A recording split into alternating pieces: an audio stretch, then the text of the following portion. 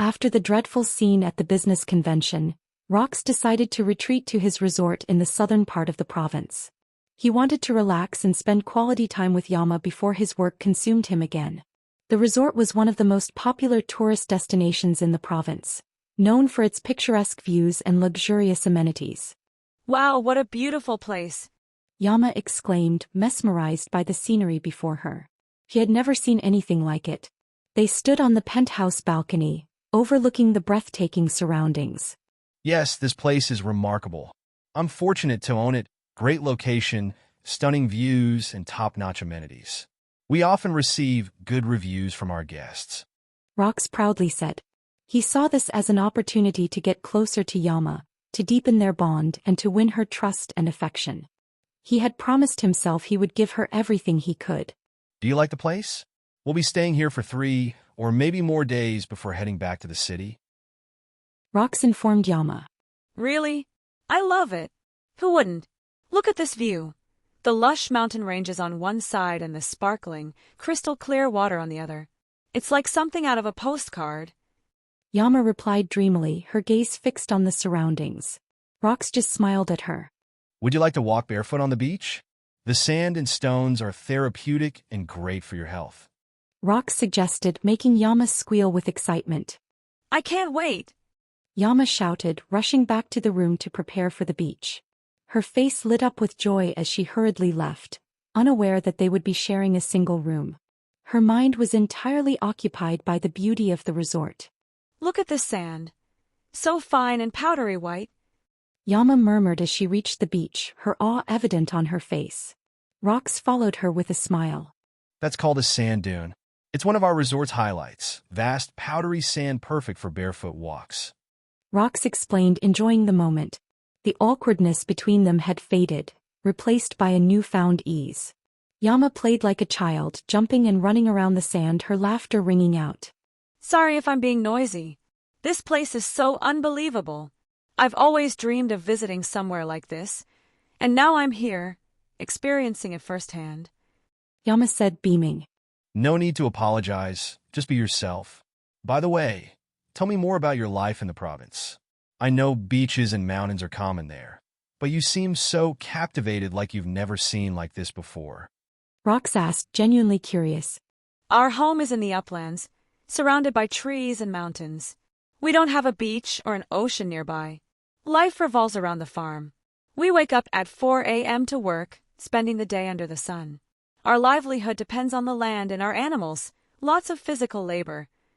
Yama explained, a trace of sadness in her voice. Farming provides food for the community, but it's hard when crises like drought hit. Without irrigation, a bad season means no food. She continued. Rox felt a pang of sympathy. Have you ever tried working in a less labor-intensive job? There aren't many options in our area, just small stores. I worked as a sales lady once, but I earned more selling vegetables than my salary at the store.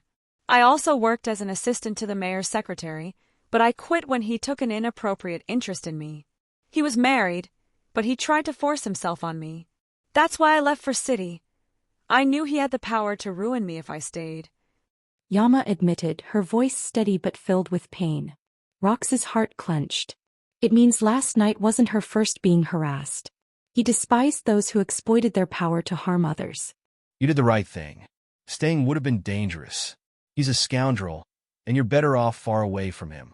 I swear I'll never let anyone harm you like that again. I'll protect you and help you build the strength to stand on your own. You'll never have to endure anything like that again as long as I'm here. Rox said in firm tone. Thank you, Rox, for giving me kindness and respect. You're the first person who protected me, believing I have potential despite being less educated and inexperienced. It means so much. Yama said, her eyes glistening with emotions. No need to thank me. I'm here to help you. But still, it's your effort and capabilities made you shine. Rox replied sincerely. He saw how Yama worked hard to learn. Suddenly, Yama's face lit up.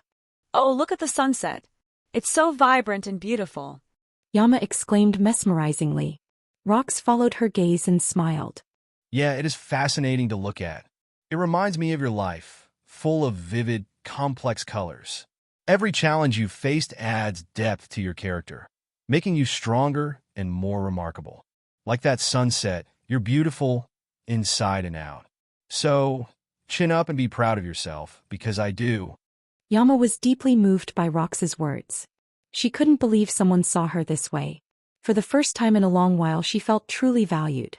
The two continued their heartfelt conversation, deeply engrossed in sharing their life stories.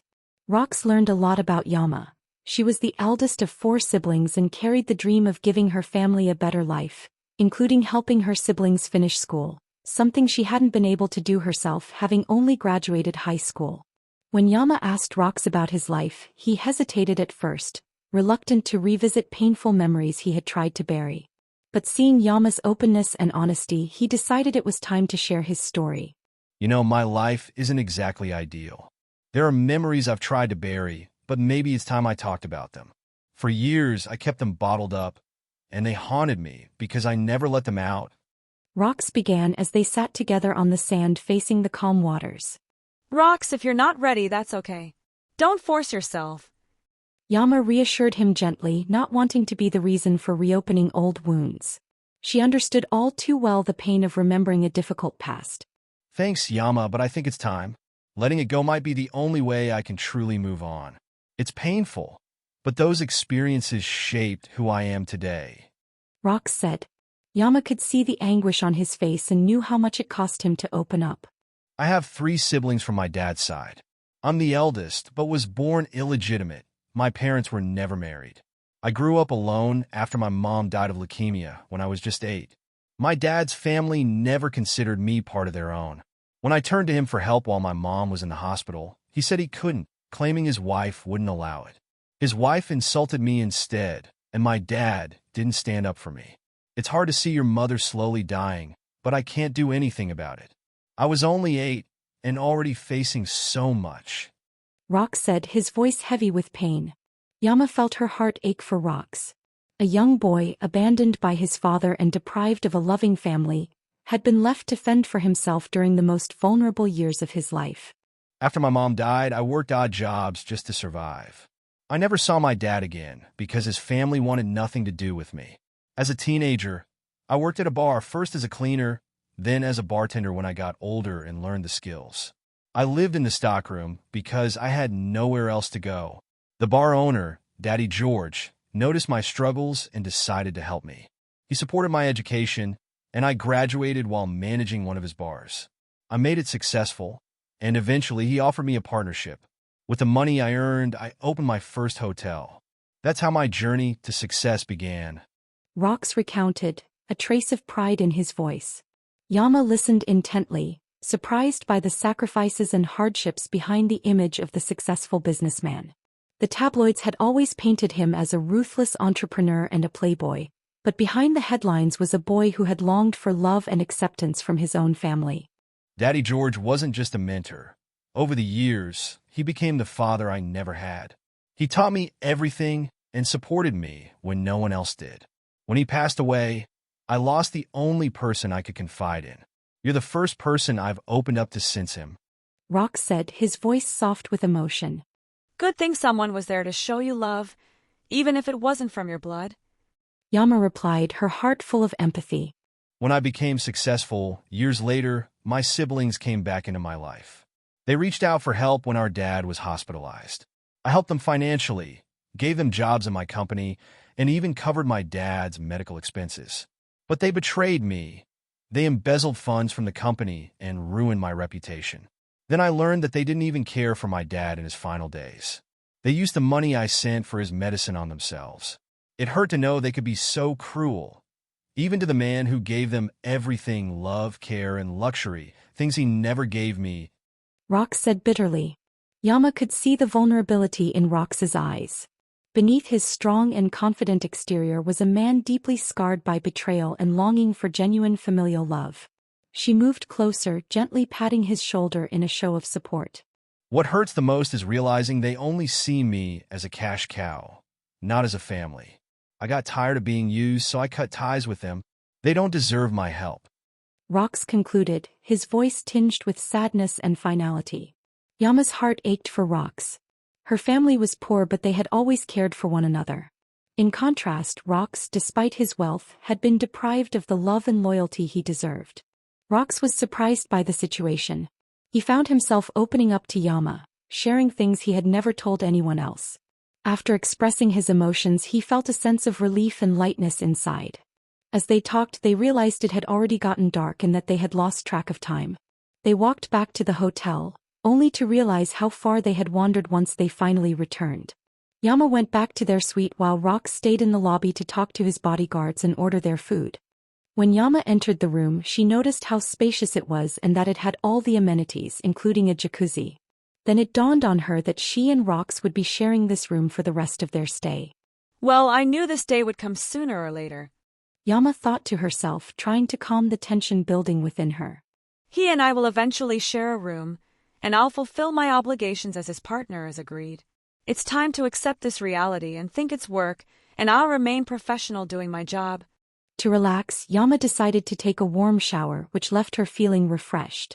The bed looked inviting, large and spacious, so she lay down to rest while waiting for Rox. However, the afternoon's activities had left her exhausted, and she fell asleep almost immediately. When Rox entered the room, he saw Yama sleeping peacefully on their bed. He moved closer and watched her, realizing this was the first time he had been this close to her. He felt happy about the progress in their relationship and wanted to cherish this rare moment. She looked angelic while sleeping, and he couldn't help but gently touch her face, careful not to wake her up. 2 hours later, Yama woke up to see Rox sitting beside her, reading some documents. Hi. I was about to wake you for dinner, but you looked so peaceful I didn't want to disturb you. Rox said smilingly at her. Sorry, I didn't realize I had fallen asleep. Yama replied, feeling embarrassed, especially knowing he had waited for her to wake up. You must have been tired since you didn't even hear me knock on the door. Come on, let's eat. I already heated the food. Rox helped Yama up. After dinner, they cleaned the table together. Rox was happy to share such moments with her. He then invited her to hang out on the balcony to relax before bedtime.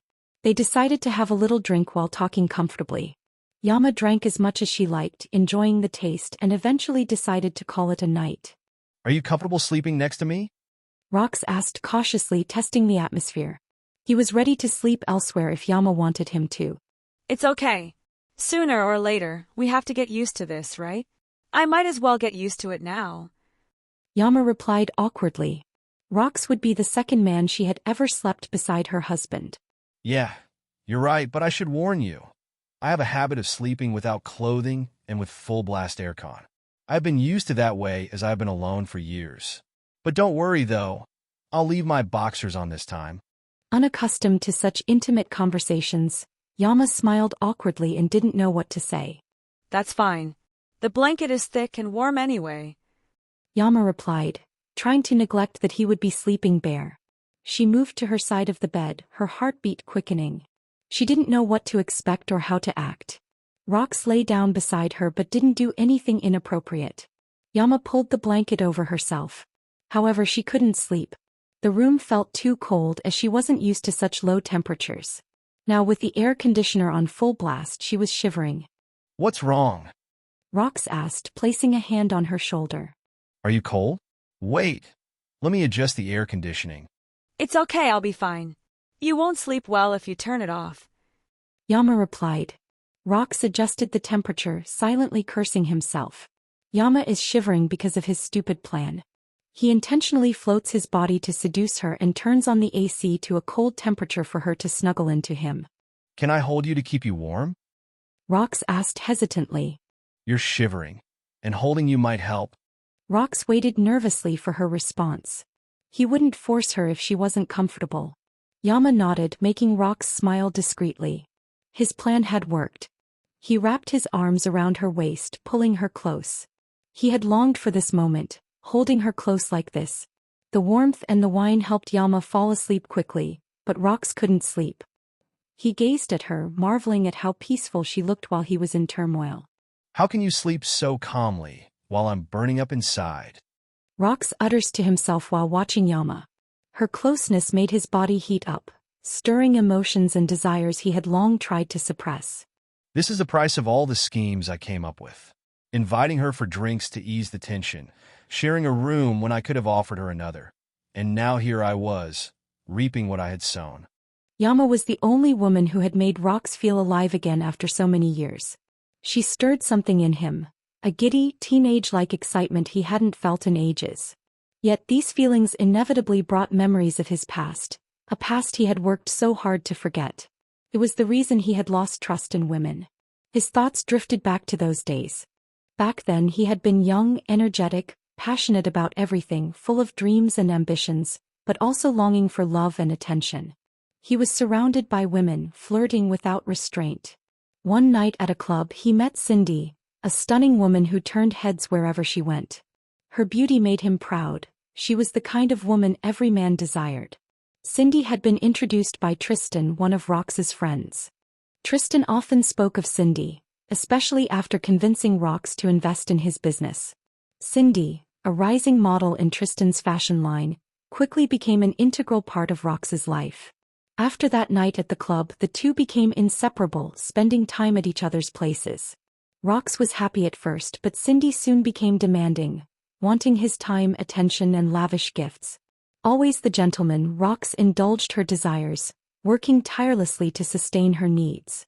Cindy loved to travel with him, but her jealousy often caused scenes whenever other women even looked his way. These public outbursts tarnished his reputation, and his father, George, warned him about her. Leave that woman, Rox. Women like her will only drag you down. If you want to succeed, choose someone who will support and love you unconditionally, not someone selfish and immature like her. George said, but Rox defended Cindy. Cindy is a good woman, Dad. A good woman in front of you, perhaps. But can you trust her when you're not around? She spends your money recklessly and doesn't even ask how you're holding up while you work endlessly. Open your eyes, Rox. She doesn't care about you, only what you can give her. A good partner would stand by you through hardships, not add to your burdens. George's words shook Rox. His father had witnessed his struggles firsthand, and the truth of his observations hit hard. Despite this, Rox continued with Cindy, even though their relationship became increasingly strained. He planned to break up with her, until the night she dropped a bombshell. Babe, I think we should get married soon. Cindy said during dinner at a fine restaurant. What? I thought you wanted to pursue your modeling career first. Isn't that why you asked me to arrange opportunities abroad for you? I can't do that now. I'm pregnant. Cindy announced. Rox was floored. The breakup he'd planned was now impossible. He agreed to marry her, wanting to provide a complete family for the child. Cindy demanded a grand wedding, and Rox complied, even though his business was still expanding and finances were tight. His father strongly opposed the marriage. Think carefully, Rox. Don't let emotions cloud your judgment. But if you've decided, then tame that woman. Be the man in your house. Don't let her manipulate you. George had warned. But Rox went ahead with the wedding, hoping Cindy would change. Instead, her behavior worsened.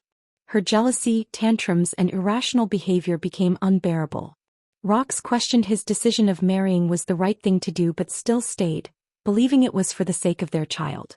One day, a man named Trevor visited Rox's office, revealing a shocking truth. Cindy had been unfaithful, having an affair with her photographer, Jack, who was also the father of her child. Trevor also disclosed that Cindy had been Tristan's lover and used her to manipulate Rox into supporting Tristan's business and stealing money from their business. Though enraged, Rox remained calm. He hired a private investigator. He demanded evidence, and his investigator confirmed the affair, providing damning photos and videos. Rox confronted Cindy, throwing the evidence in her face. Sign the annulment papers and leave my house. Take nothing with you. Rox declared coldly at Cindy. His eyes were sharp and could kill someone. Cindy was shocked by Rox's outburst and then begged for another chance when she recovered, but Rox was unmoved. You're a liar and a manipulator. You don't deserve my affection or a second chance. Your kind disgusted me. Rox said, full of contempt and rage. He couldn't accept that he had been fooled by this woman. Left with no choice, Cindy left the house. Tragically, she was involved in a fatal car accident shortly after when she was on the highway driving aimlessly. Rox felt no remorse. His trust and love had been completely shattered. From that moment he vowed never to let another woman take advantage of him. He never trusted a woman again. But now here he was again falling for Yama, a woman so different from the rest. She didn't take advantage of the things he could give. He even needs to force himself for her to notice him. Rox knew he couldn't let her go. He silently vowed to make Yama love him in return. I won't let you go, Yama, unless you beg me to. I'll let you love me the way I feel for you. I'll hold tightly to the 1-year contract we agreed on, hoping I can change your heart and mind. Maybe that will be enough time for you to love me back. Rox murmured, pulling her close as he drifted off to sleep. Yama woke early in the morning feeling the need to use the bathroom, but a strong arm wrapped around her, holding her in place. She moved slowly to the side, careful not to wake him. Turning her head, she looked at the man sleeping peacefully beside her. For the first time she could observe him up close without him looking back. He looked angelic as he slept, a stark contrast to his usual demeanor. Most people saw him as strict and intimidating, partly because of his serious expression and rare smiles. But lately she'd noticed a change. He smiled more now. Rox, if we had met under different circumstances, where I was free, I might have allowed myself to fall for you or at least entertain your feelings. But I'm not single. I'm a committed woman. Even having these emotions for you is wrong. Being with you is wrong. But what can I do? I'm here not by my own free will. All I can do is go with the flow. I hope I can hold on to my righteousness, 'cause you are my greatest temptation. Yama whispered while looking at Rox.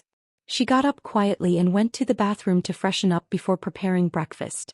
Although they could easily order food, she wanted to cook after noticing the well-stocked fridge. She prepared simple dishes with what was available, feeling a sense of nostalgia. She missed cooking. Wow, that smells amazing. Rox commented, which made Yama startle as he walked up behind her. It's ready. Let's eat. Yama replied with a smile. Rox sat down, his face lit with gratitude as Yama served him and poured his coffee. He sipped it with evident enjoyment and they shared a pleasant breakfast together. Later they decided to explore the area. Without bodyguards, they roamed freely, visiting stalls, sampling street food, and walking hand in hand as no one noticed them. I miss this. Rox confessed, holding her hand as they strolled, a gesture that had become second nature to them. This kind of simple living, doing normal things without anyone watching or judging. Just enjoying the moment and being free. Well, Mr. Billionaire, you're famous and successful, so people are naturally curious about your life. But you could step back and enjoy it the way you want. You have the resources to make that happen. Yama teases him. You're right, but I don't want to do it alone. It's not the same without someone to share it with. I guess that changes now. I have you to keep me company. I won't feel alone anymore. He agreed with a wistful smile. I'd be happy to go with you. Life is short. It's meant to be enjoyed. We can't get back the time that's passed. Thank you, I needed that reminder. I'd forgotten how to live and be happy. Rox said, his tone heartfelt. The next day they went island hopping. Rox hired professional divers to teach and accompany them. The plan was to go snorkeling and free diving. The instructors began by teaching them the proper techniques for swimming, diving, and snorkeling, as well as how to use the equipment correctly. Yama thoroughly enjoyed the experience.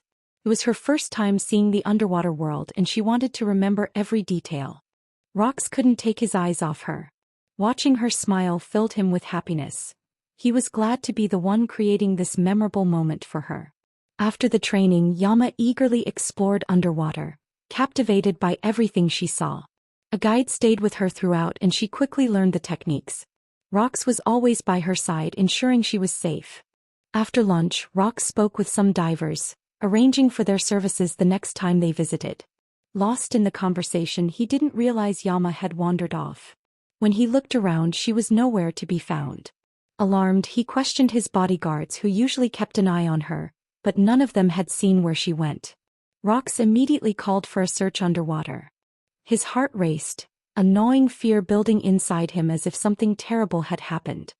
He dove into the water, desperately scanning the area until he spotted a figure in the distance. Swimming as fast as he could, he reached the spot and found Yama, motionless beneath the surface. Panic washed over him as he pulled her close and gave her mouth to provide air. Yama's eyes fluttered open, a mix of sadness and relief in her gaze. She managed a faint smile. Rox brought her to the surface, where she gasped for air and clung to him tightly. Everyone watching from the shore was relieved to see her alive. Exhausted, Yama whispered his name repeatedly, tears streaming down her face. It's okay. I'm here. You're safe now. Rox reassured her, his voice soothing despite the turmoil he felt. He held her close, trying to calm her even if he himself struggled with the terror of almost losing her. Rox decided to cut their trip short and return to their hotel. The day had taken too much out of them.